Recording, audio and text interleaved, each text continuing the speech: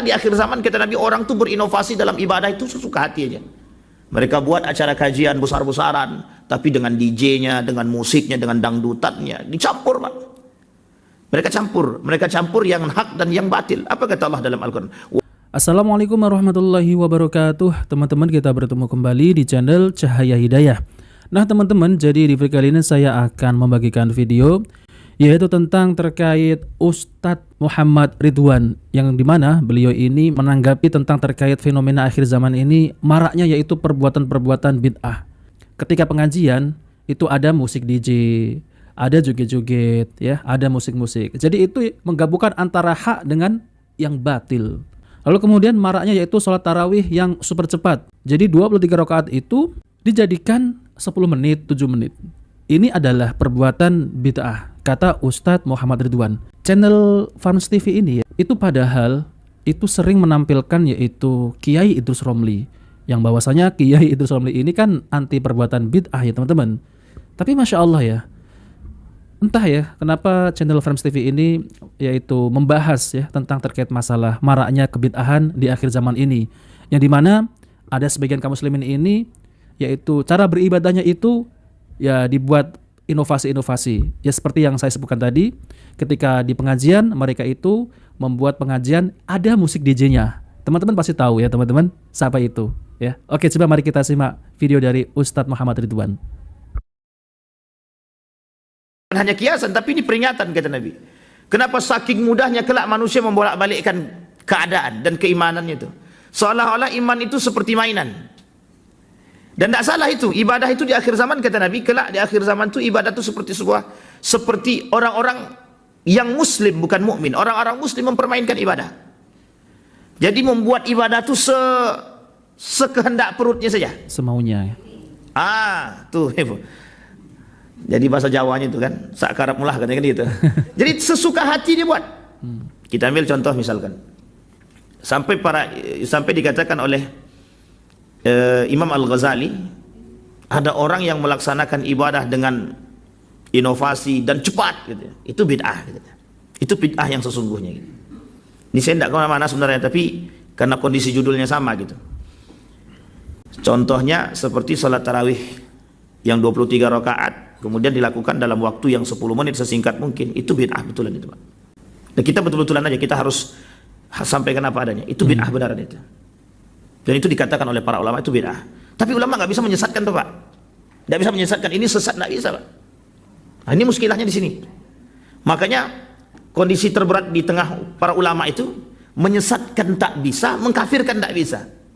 Tapi zahir kebid'ahannya zahir, tapi tidak bisa disesatkan. Makanya kata para ulama itu bid'ah yang sesungguhnya. Kenapa tidak bid'ah? Karena kelak di akhir zaman kata Nabi, orang tuh berinovasi dalam ibadah itu sesuka hati aja. Mereka buat acara kajian besar-besaran, tapi dengan DJ-nya, dengan musiknya, dengan dangdutannya, dicampur, Pak. Mereka campur yang hak dan yang batil. Apa kata Allah dalam Al-Quran? Wala talbisul haqqa bil batil. Jangan campurkan yang hak dengan yang batil. Mana yang batil? Yang batil itu mana? Musik itu kalau sudah dicampur dengan biduannya, dan kita nggak tahu itu apakah di belakangnya ada khamarnya atau tidak, itu udah jadi batil itu. Kajiannya baik, tapi dicampur dengan sesuatu yang tidak baik. Makanya kata Allah, wala talbisul haqqa bil batil. Jangan campurkan, jangan kalian campurkan sesuatu yang hak dan yang batil. Tidak bisa, karena tidak masuk. Buktinya apa? Sebagaimanapun mereka membalut acara-acara itu dengan kondisi-kondisi kebatilan, itu akan nampak, dan banyak orang yang akan menghujat. Kenapa mereka menghujat? Karena mereka tahu ini tidak cocok, tidak masuk.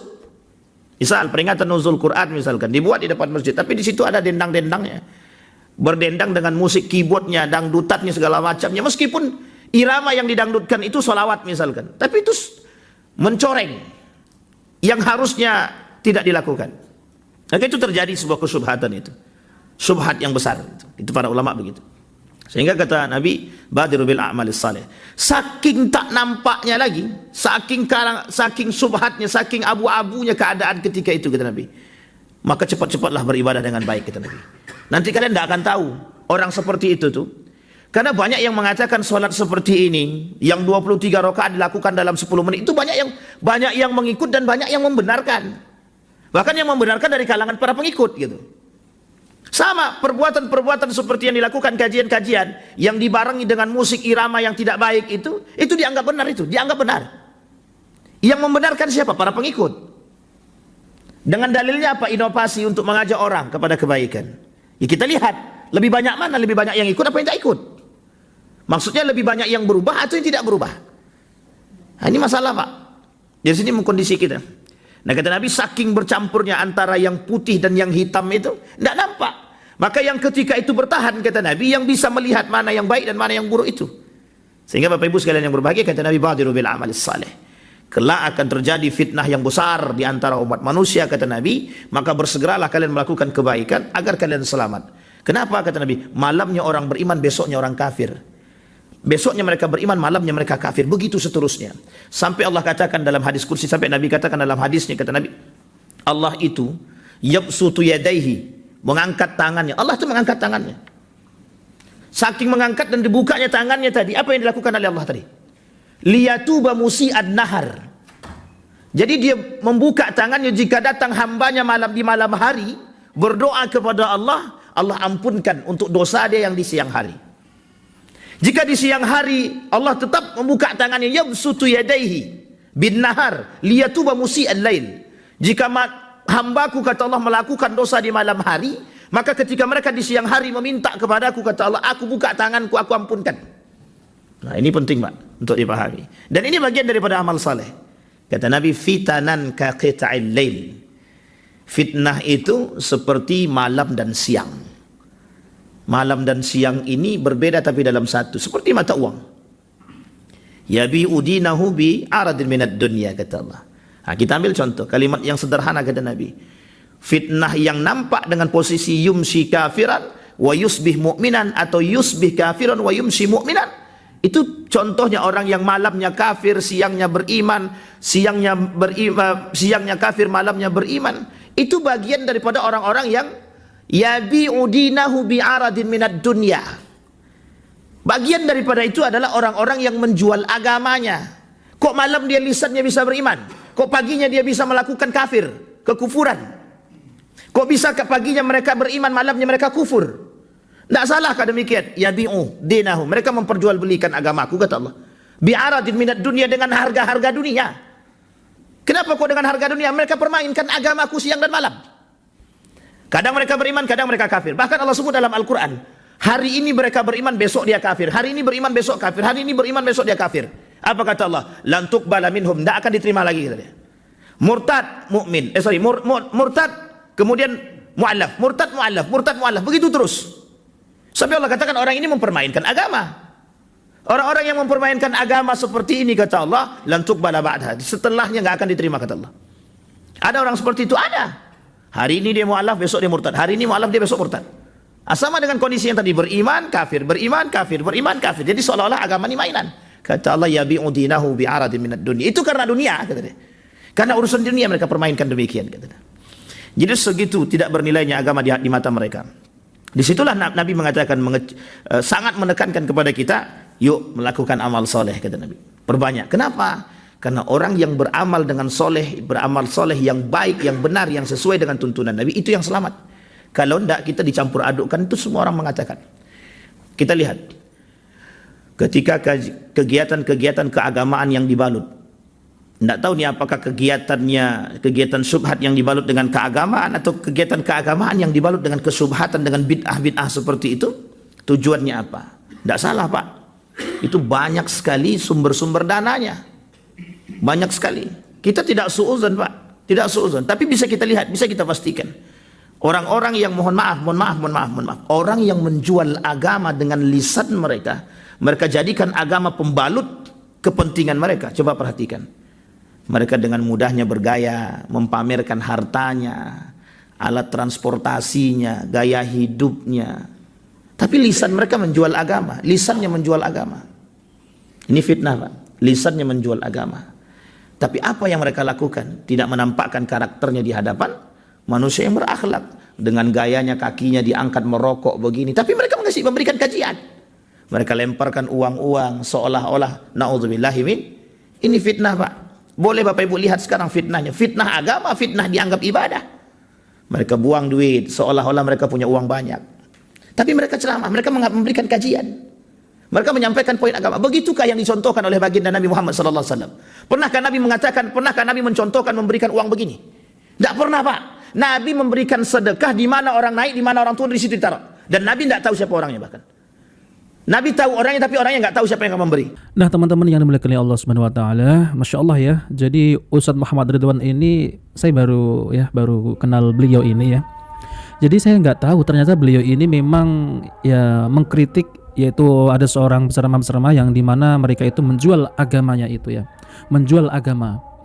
Jadi lisannya itu seakan-akan ini, tapi kenyataannya mereka itu ya Allah ya.